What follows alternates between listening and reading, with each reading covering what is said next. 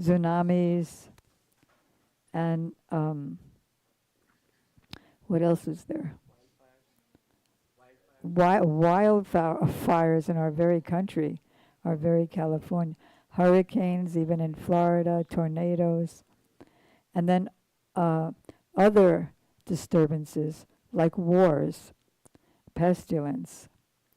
So this is caused by demons being born on the earth. There were earthquakes along with mountains on the earth, and it appeared that there were fires everywhere, just like now. Many inauspicious planets like Saturn appeared, along with comets, meteors, and thunderbolts. There blew winds which were most uninviting to the touch, hissing again and again, and uprooting gigantic trees.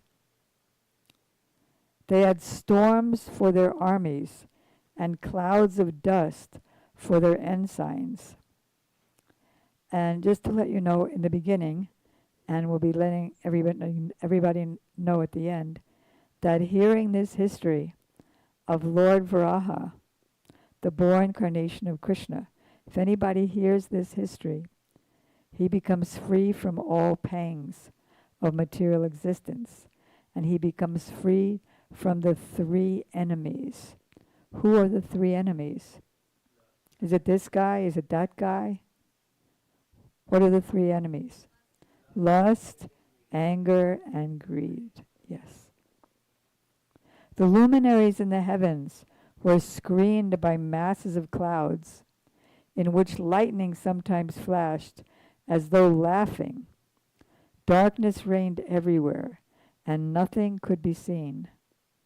The ocean with its high waves wailed aloud as if stricken with sorrows. And there you can imagine. See, the thing is about this particular pastime is it's good to picture it.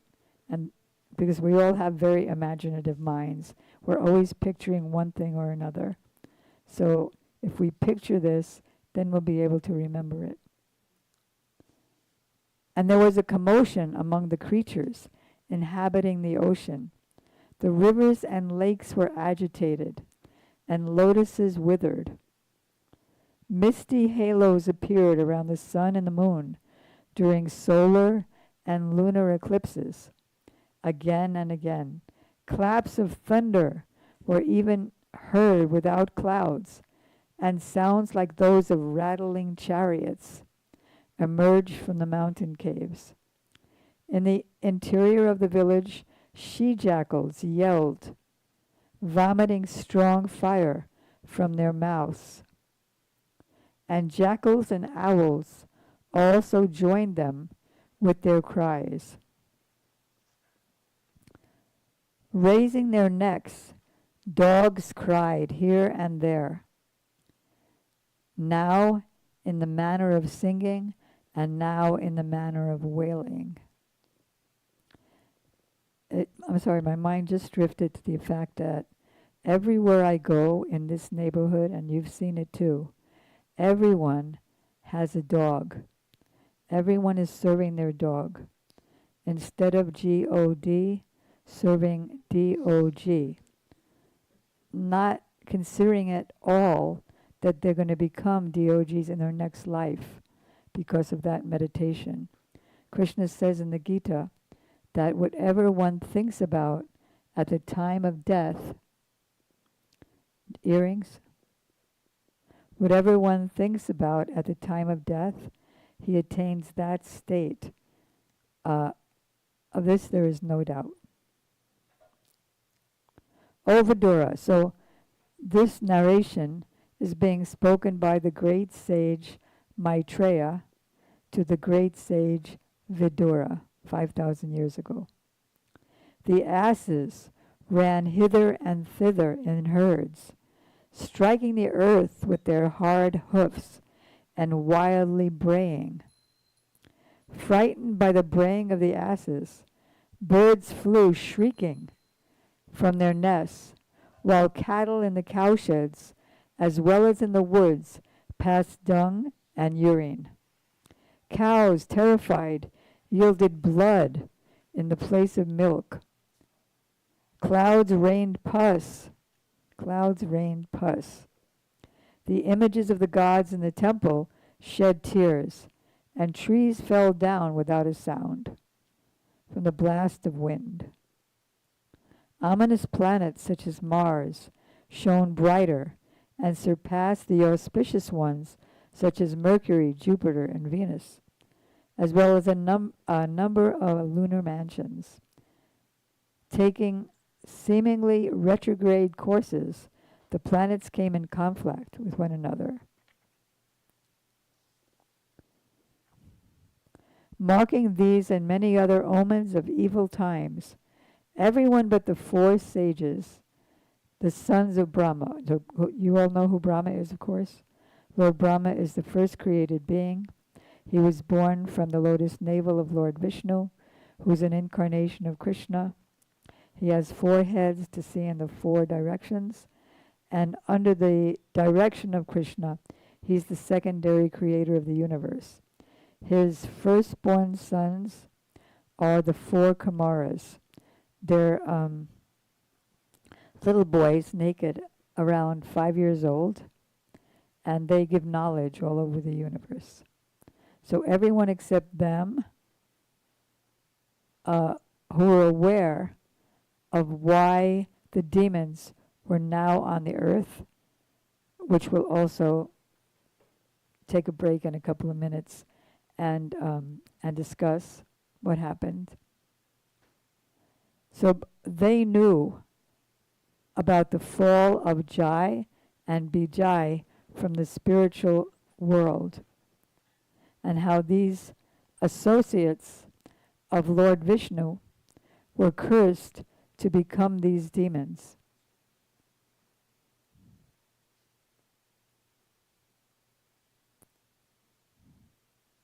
So everyone else in the whole universe was seized with fear.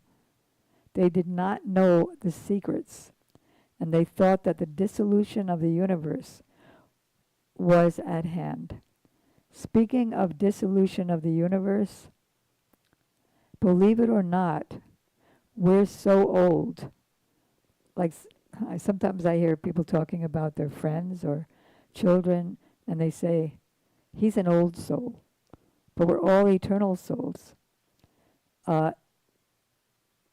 existing before the repetition of the universal creation and annihilation. Since we chose to be here in this universe, traveling from universe to universe, I know there's a highfalutin things, but that's what's happening. Not the news of the day, because you can't even trust the newscaster because their senses are imperfect. And so a lot of the news you can't even believe. But anyway, so according to Srimad Bhagavatam, we, the souls, in various bodies, have been through many dissolutions and creations of various universes. And at the time of dissolution, there's 36,000 years of fire and 36,000 years of flood, and we've been all through it. But Maya, or the material illusion, which covers everyone in this world, we forgot, and we're still trying to enjoy sense gratification in this world. Very astonishing.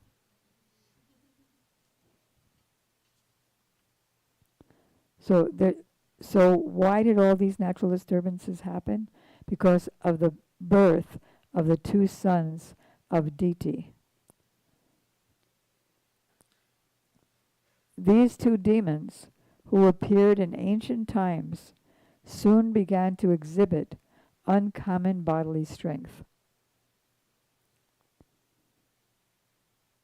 They had steel-like frames which began to grow just like great mountains. Their bodies became so tall that they seemed to kiss the sky with the crests of their golden crowns. They blocked the view of all directions, and while walking, they shook the earth. Can you picture that? They shook the earth at every step. Their arms were adorned with brilliant bracelets and armlets, and they stood as if covering the sun with their waists, which were bound with excellent, beautiful girdles. Girdle means, you'll see when the deities reveal themselves again, you'll see Krishna's wearing a girdle. Not like a lady's girdle. It's an ornamental girdle.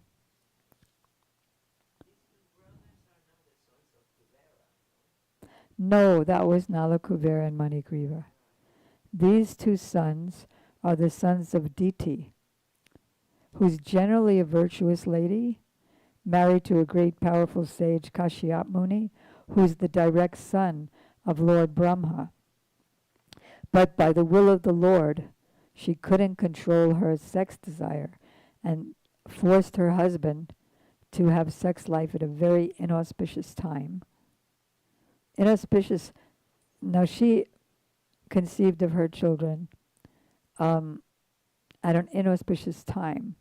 But nowadays the demons are born because they were conceived in an inauspicious way, which means no rules and regulations, just complete lust. When Srila Prabhupada first started the Krishna consciousness movement in the West, there are very, very complicated procedures for if parents are going to conceive of a child that day. It's called Garbhadan Sanskar, many rituals.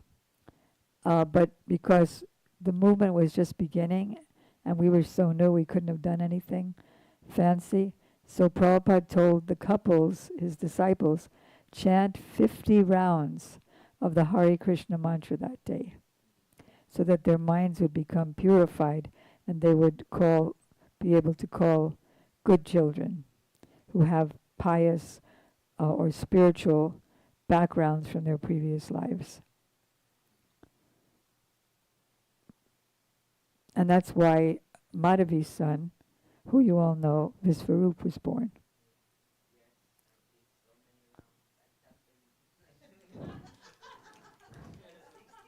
"64 rounds. A lot of fasting also.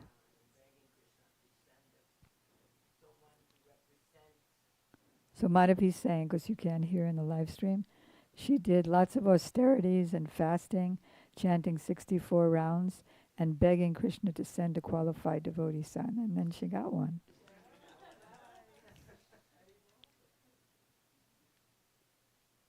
So Kashyap, her husband, Diti's husband, who was a Prajapati.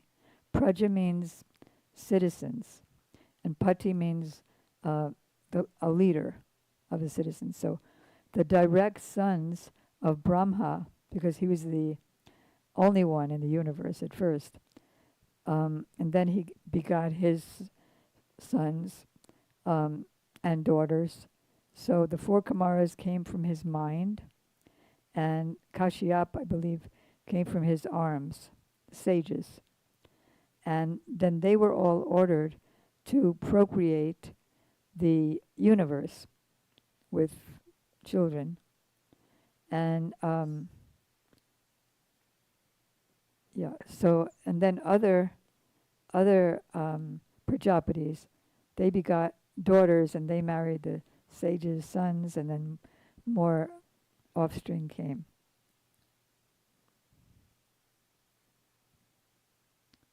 Okay, so Kashyap, the creator of the living entities, Prajapati, gave his twin sons their names, the demons. The one who was born first, he named Hiranyaksha. And the one who was conceived by Diti, first conceived by Diti, he named Hiranyakashipu. Hare Krishna, Kunal. All right, so conceived, like if different people go on the bus, the people who come on the bus later are generally closer to the door, if they're standing. So similarly, the child who is conceived first goes to the back of the womb, and the younger one, the one who is conceived later, comes to the front. So even though Hiranyaksha was born first, he was the younger brother of Hiranyakashipu. Hiranyakashipu means gold and soft bed. So because he was so attached to that, his name was Hiranyakashipu. The elder child, Hiranyakashipu, even though he was born second, was unafraid of death from anyone within the three worlds, because he received a benediction from Lord Brahma that he would not be killed in the day or the night, on the land, sea, or air. He wanted to be immortal. In any month, by any weapon, any man-made or God-made weapon, inside or outside. He thought he had it made. But just as Lord Varaha, who we're going to be reading about, killed Hiranyaksha, so Hiranyakashipu was killed by Lord Nrsingadev. The Lord has different incarnations according to the need. So Hiranyakashipu had all these benedictions. So Lord Nrsingadev was neither a man nor a demigod, nor an animal. He was half man, half animal. The demon wasn't killed by any man-made or God-made weapon. He was killed by the nails of Lord Nrsingadev. He wasn't killed inside or outside. Lord Nrsingadev came out of a pillar, and it was in the doorway that he was killed. It wasn't in any month. It was in a leap year. It wasn't in the day or the night. It was at twilight. It wasn't on the land, sea, or air. It was on his lap. So no one can outsmart God. Okay. So he was so powerful that he was able to bring all the planetary systems under control. He could control the weather.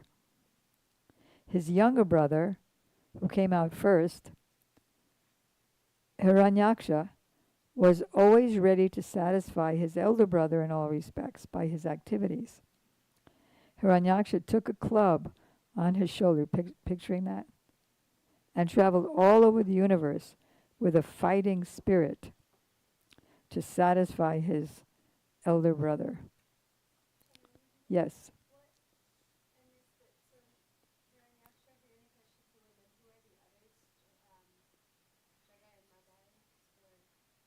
All right, so let's go back to Vaikuntha. Let's go back to the spiritual world where these two demons are actually eternal associates of Lord Narayan. Lord Narayan or Lord Vishnu is an expansion of Krishna, and as Krishna lives in the highest spiritual planet, there are lower spiritual planets called Vaikunthas, where there's no anxiety and which are unlimited in length and breadth. So they were doorkeepers. And the four Kumaras, the sons of Brahma, wanted to visit Lord Vishnu. So they came. They had to go through 7 big fancy gates. Then they came to the inner one where the gatekeepers, Jai and Bajai, were. So the gatekeepers said to them, "You're coming here naked. You don't have a pass. You can't come in." So the 4 Kumaras and the gatekeepers weren't really authorized to do that. They should have gotten their master, Lord Vishnu, and asked what to do, but they didn't. They became angry. Now there's no anger in Vaikuntha. No one is angry. No one is envious. No one has any less intelligence. Everybody knows everything there. So how could this have happened? It was the will of the Lord. So the 4 Kumaras became angry, Said, how dare you stop us from coming in? And so they the cursed the two gatekeepers, Jai and Bajai, to come to the material world. So then the Lord appeared right there with his consort, the goddess of fortune, Lakshmi. And he said, we can read that also, it's in an earlier volume, that I consider that what was done by my servants, Jai and Bajai, was actually done by me because they're my servants. So what you did was right, but please arrange it that they can come back to me soon. So the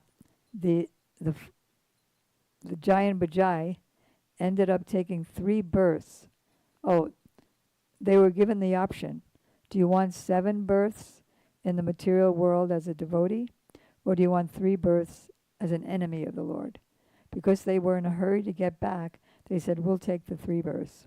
How could they have done that? Why would associates of the Lord choose to be enemies for any births? Again, it's because of the Lord's desire. So what was the Lord's desire that made this all happen?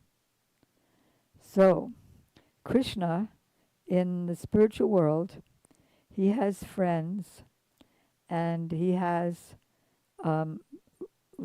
beloveds, lady beloveds, who are his potencies. And he has friends, and you know how friends are. They joke with each other and quarrel, and they have mock fights, and they wrestle.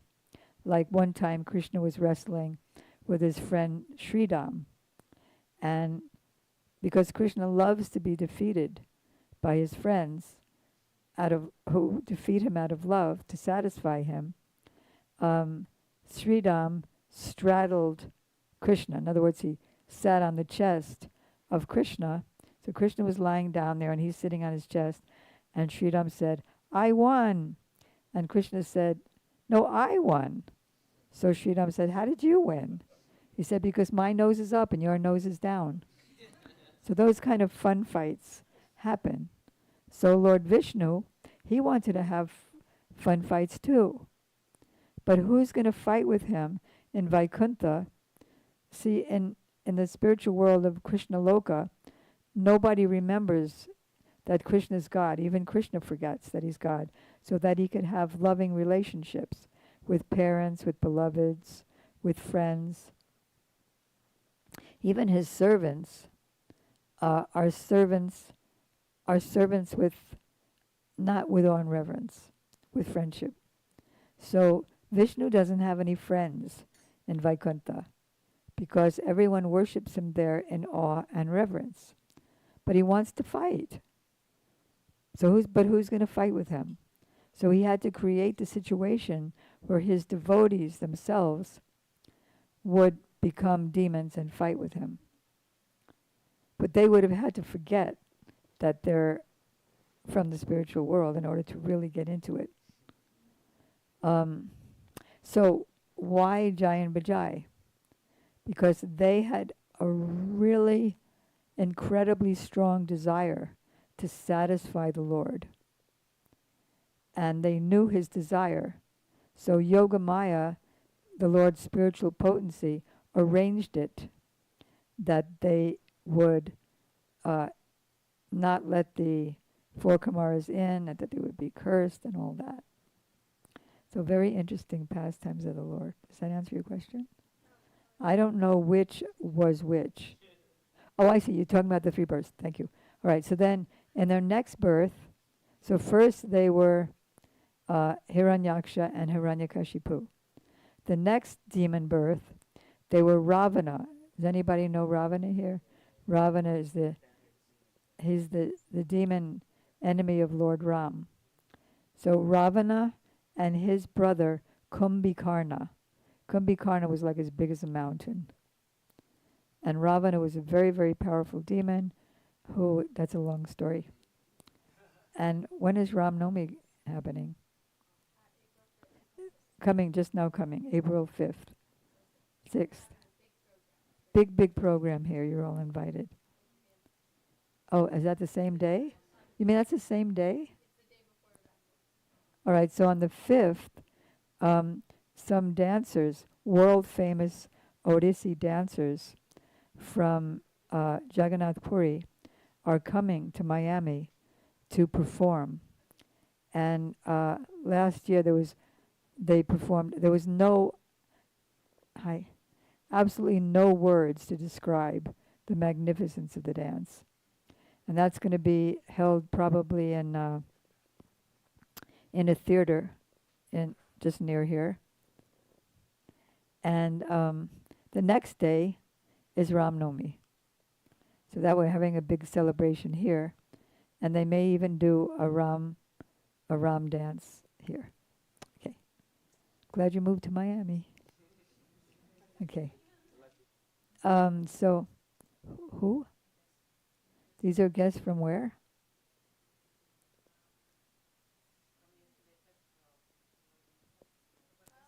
Which festival?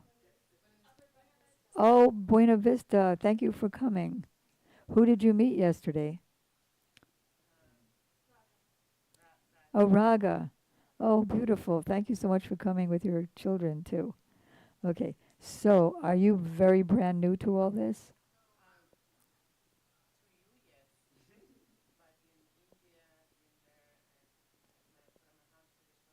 Okay, good. All right.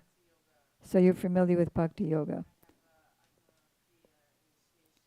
Oh, great. All right. So, you know that Lord Krishna has different incarnations. So, now we're reading about his boar incarnation, Lord Varaha. This is his picture here. So now we're reading about the two demons who Lord Varaha and another incarnation. You've heard of Lord Nrsingadev, half lion, half man. Lord Nrsingadev incarnation. They killed these two demons. So where we are is the second birth of the two demons is Ravana and Kumbhikarna. The third birth is at the time of Krishna 5,000 years ago, Sishupal and Dantavakra. And then after that, they came as Jagai and Madhai in the appearance of Lord Chaitanya Mahaprabhu. Yeah, well, the three was, yeah, actually there were four. Yeah, okay. So we're reading about the demon now. And we were just discussing that, you know Srila Prabhupada, who started the International Society for Krishna Consciousness, ISKCON? Okay, so he's the translator of you've heard of Srimad Bhagavatam? Okay, so we're reading from the third canto Srimad Bhagavatam. I was looking for something that resonates. So he translated it. He's my spiritual master, and he's a self-realized soul, and he translated the Bhagavatam. And he explained in his purport that when demons are born, the weather changes, the tornadoes, the celestials, everything becomes disturbed in the universe, and we can see on this planet as well. So, describing this demon, his mental and bodily strength, as well as the boon conferred upon him, had made him very proud. He feared death at the hands of no one, and there was no checking him. The gods, therefore, the demigods, were seized with fear at his very sight, and they hid themselves, even as snakes hide themselves from the big bird carrier of Krishna, Garuda.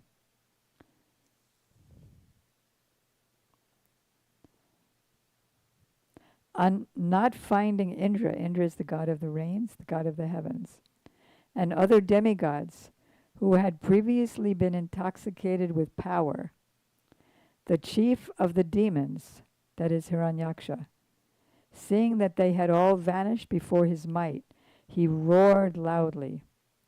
After returning from the heavenly kingdom, the mighty demon, who was like an elephant in wrath, for the sake of sport, dived into the deep ocean, which was roaring terribly.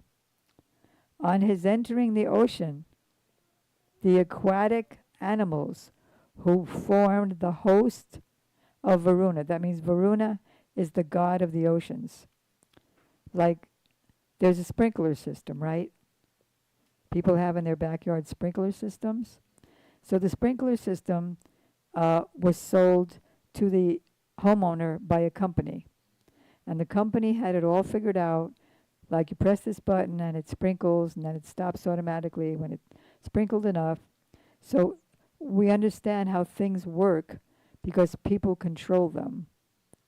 But what most people don't understand is that the universal happenings, the big sprinkler system in the sky, the rain, the sun, the heat, is all controlled by celestial beings. You probably learned that, right? Not. Okay, there's always something new.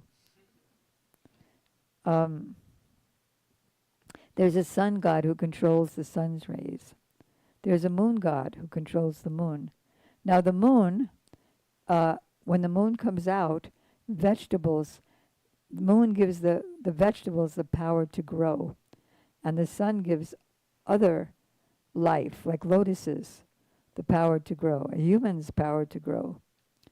So if that's possible, if such intelligent things are happening, how could there not be a president or a god controlling that planet? Similarly, there's a god controlling the oceans and the aquatics. So on entering the ocean, the aquatic animals who formed the host of Varuna were stricken with fear and ran away. Thus Hiranyaksha showed his splendor without even dealing a blow. Moving about in the ocean for many years, the mighty Hiranyaksha smote the gigantic wind-tossed waves with his club again and again. And finally he reached a place under the ocean called Bibabari. That's the capital of Varuna.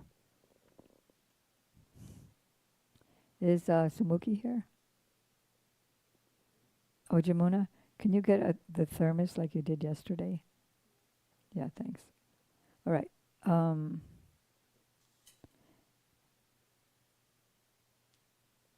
So he's the guardian of the lower regions of the universe. There, Hiranyaksha fell at Varuna's feet like a low-born man, just to make fun of him. Then he said with a smile, "Give me battle, O Supreme Lord. You are the guardian of the entire sphere and the ruler of wide fame. Having crushed the might of arrogant and conceited warriors, and having conquered all the demons in the world, you once performed a great sacrifice for the Lord. Thus mocked by the enemy," he was making fun of him, "thus mocked by an enemy whose vanity knew no bounds, the worshipful Lord of the waters became very angry. But by dint of his reason, he managed to control his anger. And he said, 'O dear one, we have now desisted from fighting because we have become old, too old for combat. You are skilled at war, and I do not see anyone but the most ancient person, Lord Vishnu.'" You, of course, know Lord Vishnu. Okay. "Who can give satisfaction in battle to you. Therefore, O chief of the demons, approach him, whom even heroes like you mention with praise. On reaching him, you will be rid of your pride at once, and you will lie down on the field of the battle, surrounded by dogs for eternal sleep." You know, when dogs see dead persons in the street, they just eat them. In the Parsi religion, they throw the dead bodies in the streets, and then they become the stool of the dog. So one time, our Prabhupada was he was giving a class at a university in 1969, maybe Harvard, and he said, "This body, which you are soaping so nicely, will become three things: ashes, if you're a Hindu, dust, if you're a Christian, because you'll be buried and then turn into dust, and stool, if you're a Parsi, because the dogs will eat you." But we're so attached. Okay.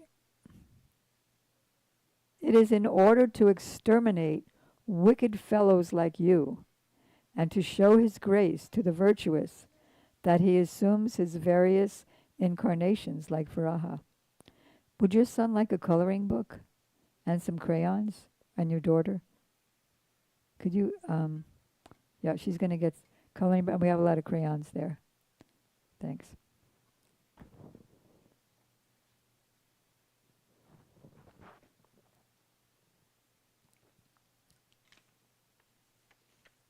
Okay, the next chapter is called The Battle Between Lord Boar.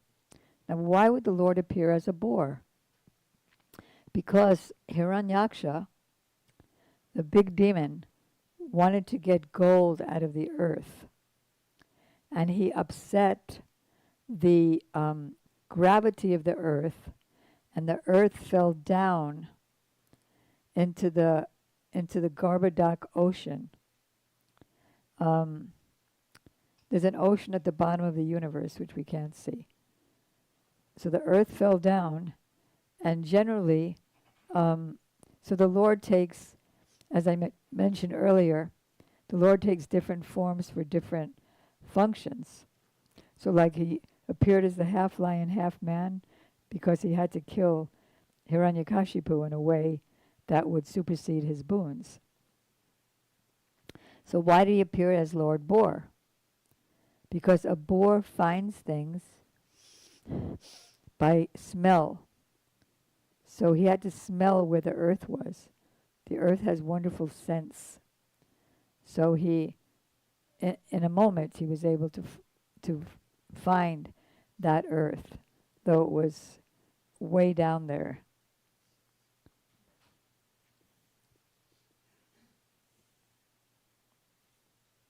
The proud and falsely glorious demon paid little heed to the words of Varuna.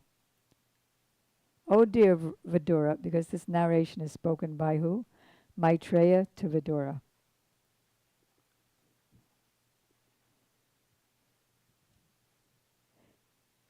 He learned from Narada the whereabouts of the Supreme Lord, and hurriedly went there to the depths of the ocean, because he heard that Lord Varaha is right now looking for the earth at the bottom of the universe.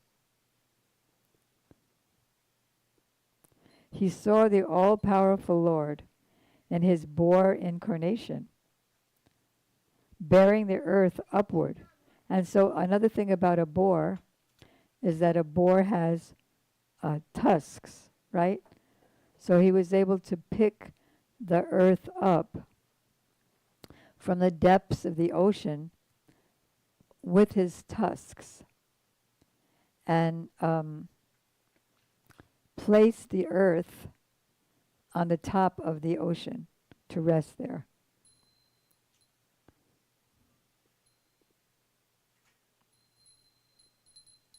The demon saw him and he said, "Come and fight with me."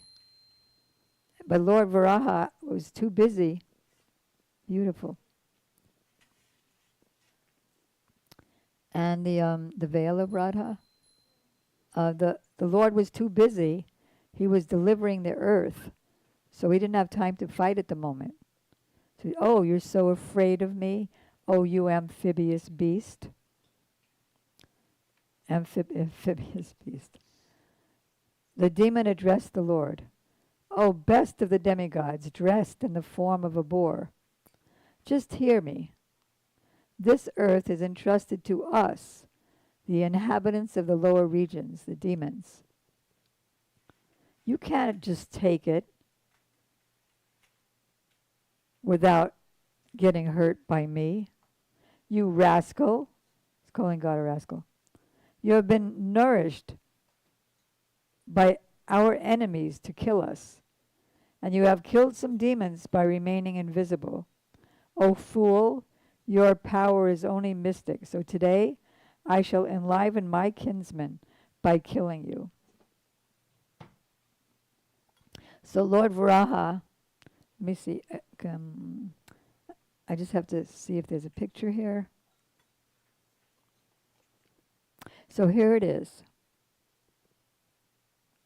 Here is the picture of Lord Varaha. What? No picture there. Great. Sorry, I meant to do this. So there's Lord Varaha, the boar incarnation of the Lord. And here is the demon Hiranyaksha. He's blonde, very powerful, wearing all gold, and he's also very big. A demon can become take any size by his mystic power. And here's the little earth, lying on the top of the ocean.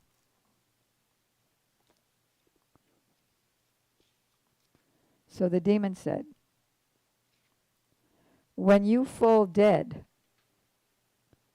with your skull smashed by my mace or club, hurled by my arms, the demigods and sages who offer you oblations in devotional service will also automatically cease to exist, like trees without roots. Where to go? Thanks. Because God is the root of everyone. So here we are in the middle of the universe. And this is a true story. Although the Lord was pained by the shaft-like abusive words of the demon, he bore the pain. But actually the Lord never feels any pain. Because everybody, even the demons, are all created by him. And we can see that, we've heard that this whole arrangement was so that Lord Vishnu can have some fun fights. But he bore the pain, but seeing the earth on the ends of his tusks, that the earth was frightened, he rose out of the water as an elephant emerges with its female companion when assailed by an alligator. The demon, who had golden hair on his head and fearful tusks, gave chase to the Lord while he was rising from the water, as an alligator would chase an elephant. Roaring like thunder, he said,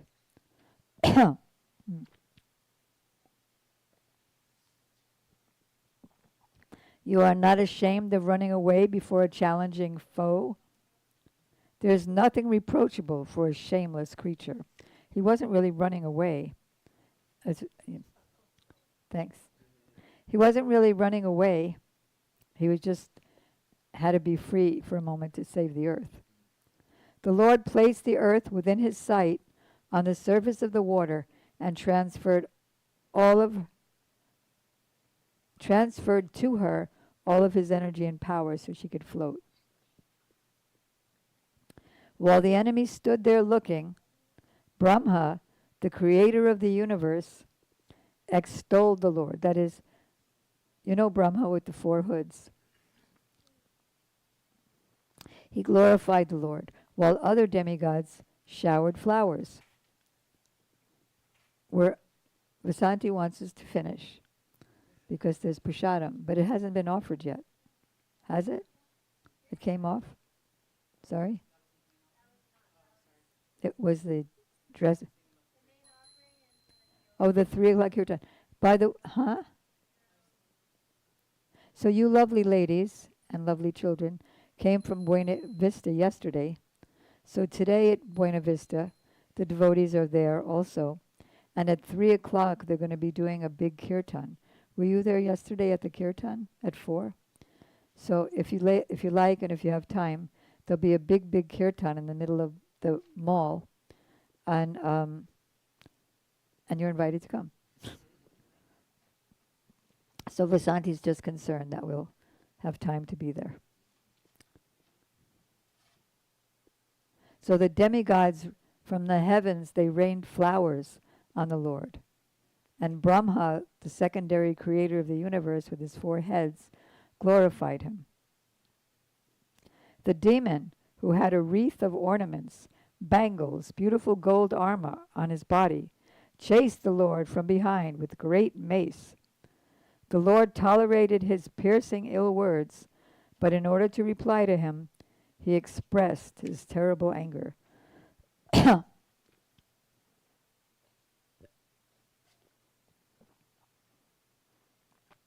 The Lord said, "Indeed, we are creatures of the jungle, and we are searching after hunting dogs like you. One who is freed from the entanglement of death has no fear from the loose talk which you are indulging in, for you are bound up by the laws of death. Certainly we have stolen the charge of the inhabitants of the Rasatala and have lost all shame.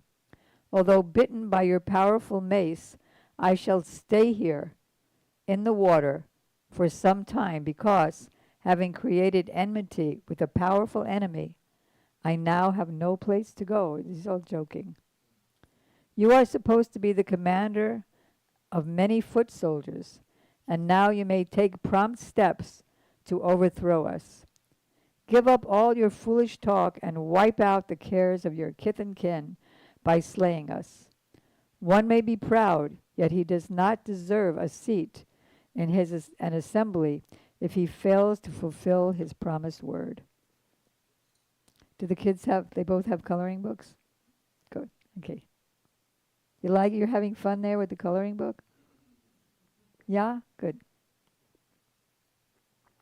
Hissing indignantly, all his senses shaken by wrath, the demon quickly sprang upon the Lord and dealt him a blow with his powerful club. The Lord, however, by moving slightly aside, dodged the violent blow aimed at his breast by his enemy, just as an accomplished yogi would elude death.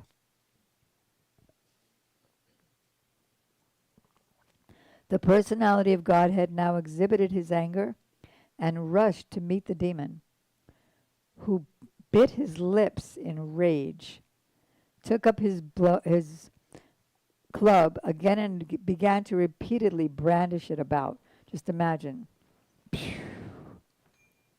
Then with his mace, his club, the Lord struck the enemy on the right brow. But since the demon was expert in fighting, he protected himself by a maneuver of his own club. In this way, the demon Hiranyaksha and the Lord struck each other with their huge maces, each enraged and seeking his own victory. There was keen rivalry between the two combatants.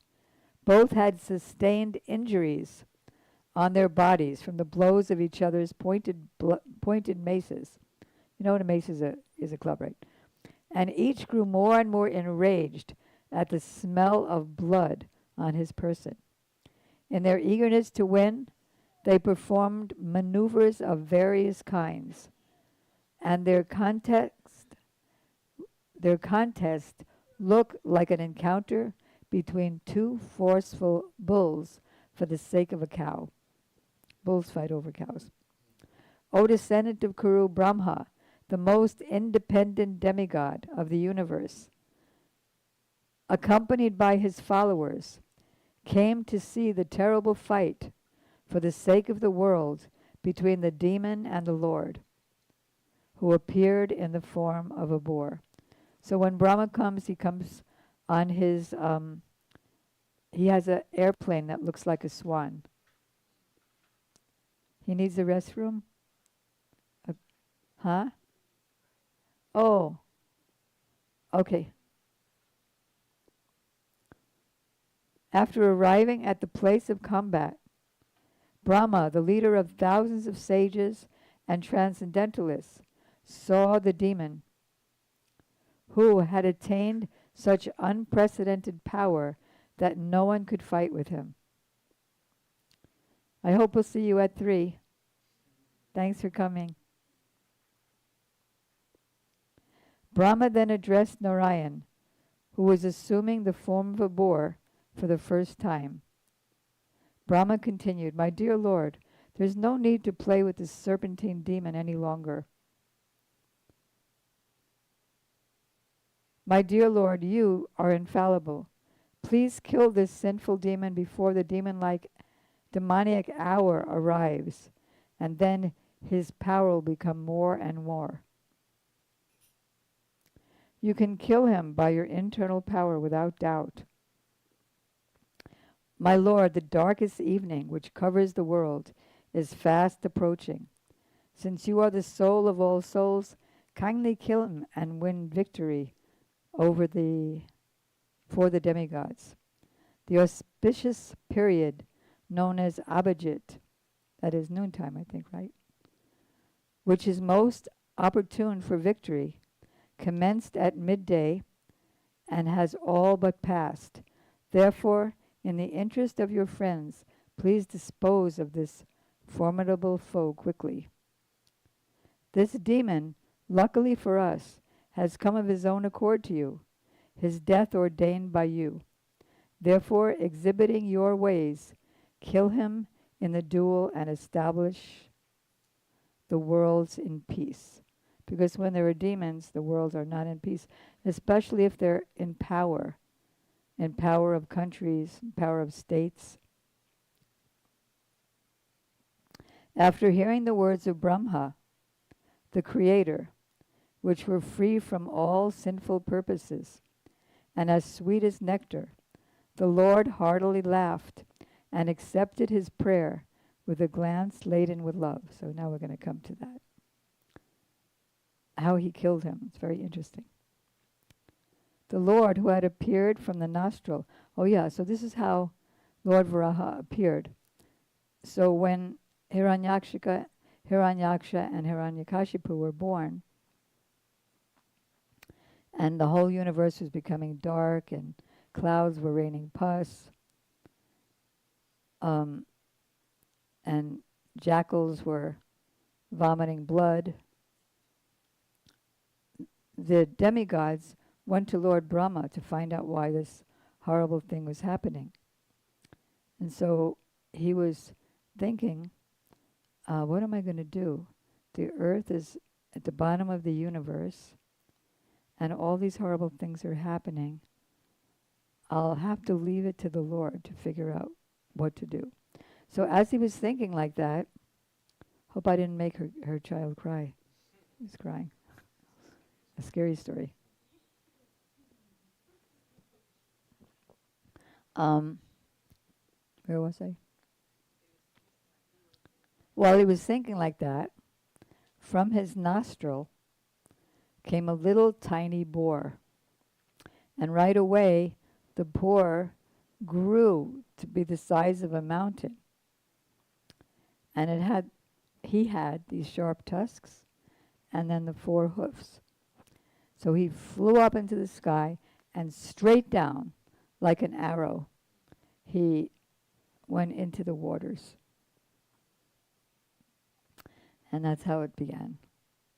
The Lord, who had appeared from the nostril of Brahma, sprang and aimed his mace at the chin of his enemy, who was stalking fearlessly before him. Struck by the demon's mace, the Lord's mace slipped from his hand and looked splendid as it fell down whirling. This was miraculous, for his mace was blazing wonderfully. Even though the demon had an excellent opportunity to strike his unarmed foe without obstruction, he respected the law of single combat. So therefore, he didn't strike him. He waited for him to get his club back. And that made the Lord more angry. So as the Lord's mace fell to the ground, and a cry of alarm arose from the witnessing crowds of demigods and rishis, sages, the personality of Godhead acknowledged the demon's love for righteousness and therefore invoked his Sudarshan chakra. That's his wheel that he uses at the time of destruction of the universe.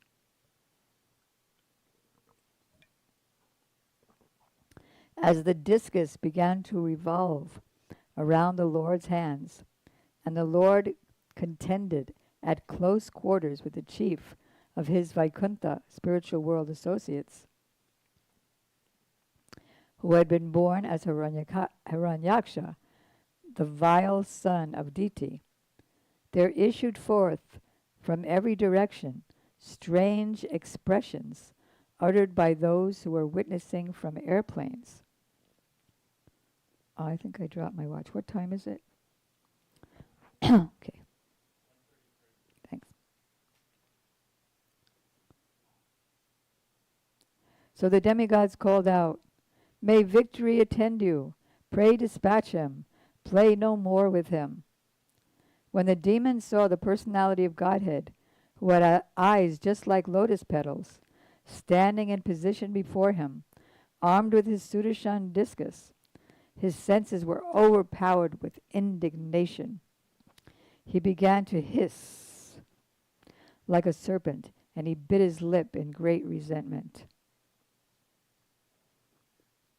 The demon, who had fearful tusks, stared at the Lord as if to burn him. Springing into the air, he aimed his mace at the Lord, exclaiming at the same time, "You are slain!" O saintly Vidura, while his enemy looked on, the Lord, in his boar form, the enjoyer of all sacrificial offerings, playfully knocked down the mace. Imagine the mace coming to spring him, and he just knocked it down. With what? With his left foot. Even though it came to him like a tempest, he just knocked it down with his left foot. Then, when he saw the flying mace flying towards him, he stood firmly where he was and caught it. He just caught the mace as it was coming to him. He now took a trident, the demon.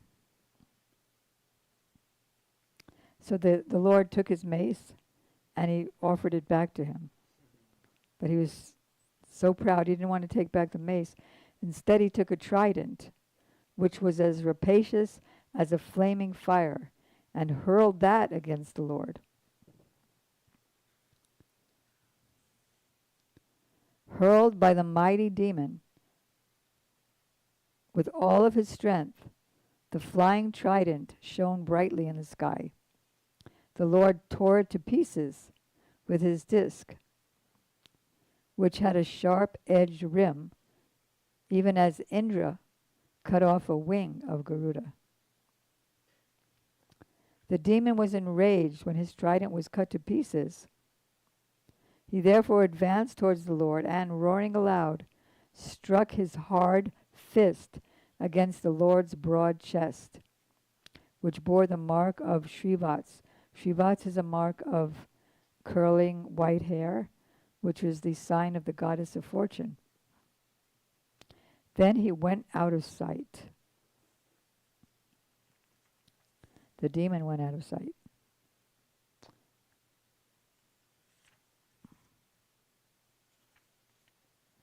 Hit in this manner by the demon, the Lord, who had appeared as the first boar, did not feel the least quaking, because everything is within him anyway, any more than an elephant, when struck with a wreath of flowers, would be affected. The demon employed many conjuring tricks against the Lord, who is the Lord of all illusory energy. So what could he do to him? At the sight of this, the people were filled with alarm and thought that the dissolution of the universe was near. Fierce winds began to blow from all directions, spreading darkness occasioned by dust and hailstorms. Stones came in volleys from every corner, as if thrown by machine guns. The luminaries in the outer space disappeared due to the sky being overcast with dense clouds, accompanied by lightning and thunder. You know what? The sky rained, but it didn't rain water. You know what it rained? Pus, hair, blood, stool, urine, and bones. Mountains discharged weapons of various kinds, and naked demonesses, armed with tridents, appeared with their hair hanging loose. Cruel and savage slogans were uttered by hosts of ruffian yakshas and rakshasas, they're like demons, who all either marched on foot or rode on horses, elephants, and chariots.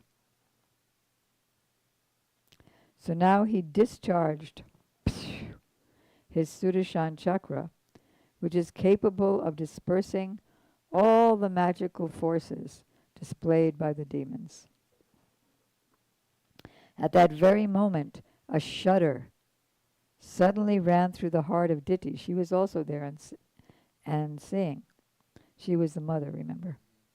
She recalled the words of her husband, Kashyap, and blood flowed from her breasts. When the demon saw his magic forces dispelled, he once again came into the presence of the Lord, full of rage, and tried to to crush him with his arms. But to his great amazement, he found the Lord standing outside of his arms. The demon now began to strike the Lord with his hard fists, but the Lord slapped him, just like this, on the root of his ear. You want to say something, Madhavi? No, I'm just thinking out loud, visualizing what happened there. Visualizing. He just like on the root of his ear.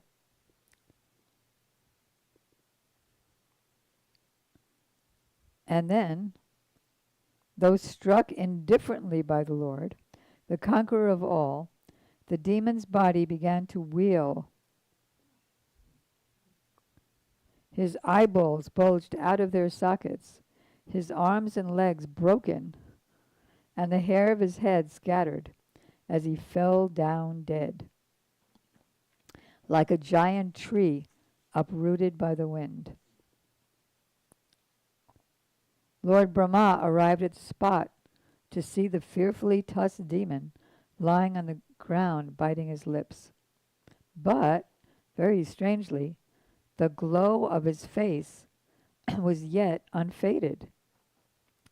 And Brahma admiringly said, "Oh, who could meet such a blessed death?" Why? Because he was killed by the Lord. That means he automatically got liberation. He was struck by the forefoot of the Lord, whom yogis, seeking freedom from their unreal material bodies, meditate upon in seclusion in mystic trance. While gazing on his countenance, the crest jewel of Diti's sons was cast off his mortal coil. So then he took, as you heard, he took 2 more births. Can somebody cut off the fan? He took 3 more births as demons. But then, what happened? Then he went back, you could say, he went back to Vaikuntha to be an attendant of the Lord. But it wasn't like that at all. Because anyone who's in his constitutional position as a servant of the Lord in the spiritual world, they never fall down. You can fall down from a heavenly planet, you can fall down from a human body, but you can't fall down from Vaikuntha. So what really happened? Their expansions came to this world to fight with the Lord. but the originals stayed there to continue their service.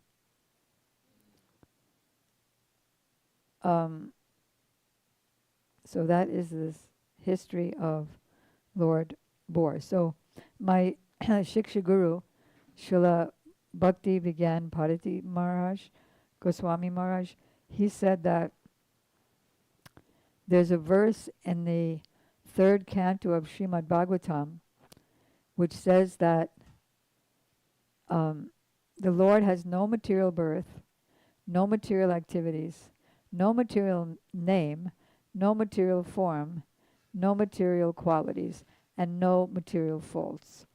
So everything about this boar, like generally boars are they're so hard to look at. If you've ever been to India, especially Vrindavan, they're usually covered by stool because they would always jump into the drains in Vrindavan and just eat the stool. So, but this boar has a body made of eternity, unlimited bliss, and unlimited knowledge. And that form is worshipable by great sages. So Krishna has six qualities: all wealth, all knowledge, all beauty, all strength, all fame, and all renunciation. So he has all strength. When he was 7 years old, Krishna, in his original form as a coward boy, he held up a Govardhan. He held up a 12-mile-long mountain for 7 days. And I'm doing it with the wrong hand. He did it with his left hand, left pinky by his nail. That's how strong he is. And he killed this 12-mile-long demoness, Putana, when he was only a few months old. 10 days old, actually. And what else does he have? All beauty. Yeah, so strength.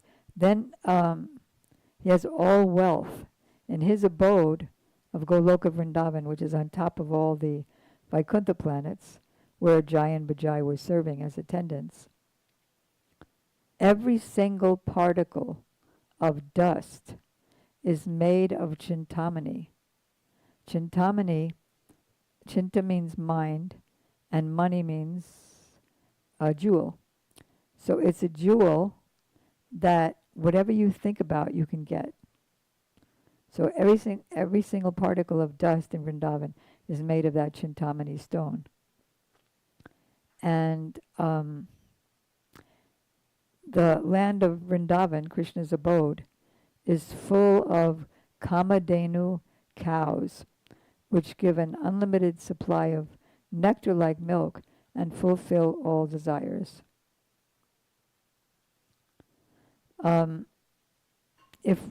So Maharaj was saying, we might think, well, how can he do that? But even in India, believe it or not, there was a stuntsman. You know, a stuntsman? Somebody who could do stunts. I guess he must have been a yogi to have this power. But he did this stunt where there was a bus full of people in the bus, and he pulled it with his teeth. And people had to pay, and they were all glorifying that. So like if an ordinary human could do that, what to speak of the Lord? So today is his appearance day. And so today the devotees observe it as an Ekadasi day. No grains or beans or certain prohibited foodstuffs. Eggplant, parmal, sesame, honey, like that.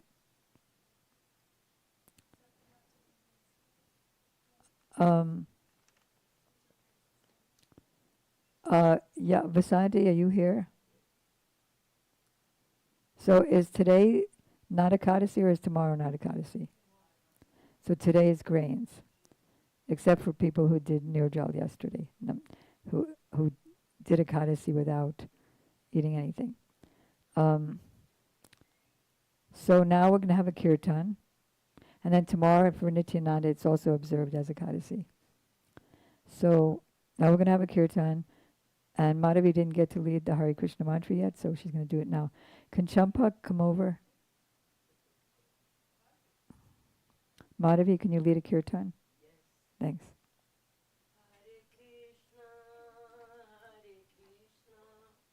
Krishna Krishna,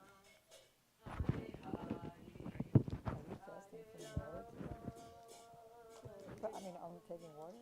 Only taking it. How are you doing? You are? Right. Because I was going to say that because it wasn't Nirjal that you did yesterday, you were just fasting because you were doing penance. I mean, we did Nirjal. We did it. We did Nirjal on 32. And it happened to be an Ekadasi, so you got 2 credits. The penance, you got 2 extra credits. The penance and on the right day. But then it doesn't. I mean, I just think that. Well, Damodar was saying, well, maybe there's no coincidence that it happened, and then it happened that you have to do it this day, and it happens that there's 3 days, where if you do all 3 days, then you can honor it, and so, etc. So I was like, okay, so I'm just trying to do it. I'm sure I'll make it and be fine. Yeah, okay. As You're long, a strong girl. I was gonna say, as long as I keep the affirmation, I'm strong, I'm good. Otherwise, if I'm like, I'm terrible, I'm feeling terrible, then I'm just gonna. Okay, I'm glad. Thank you for caring.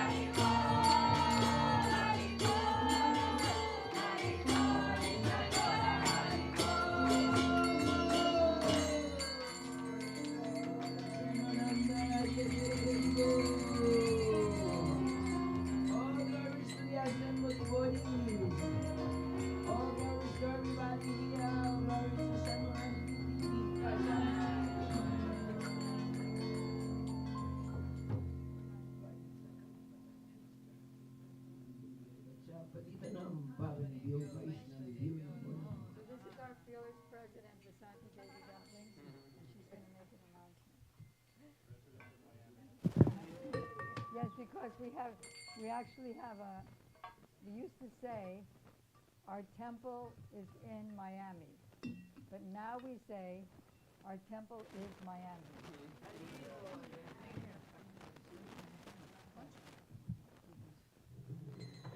Thanks everybody.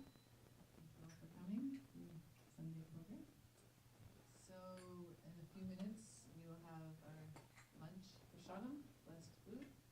And thank you to brothers, Guy and Adina for cooking. For those of you who are here for first time, or second time, or third time, however many times, we have a gift shop in the back left corner with beautiful books and art. So please avail yourselves to this transcendental nectar. Welcome to Kunal Kunamai from Philadelphia.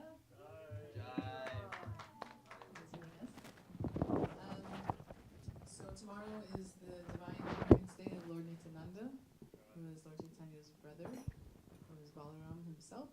So we'll have a program here.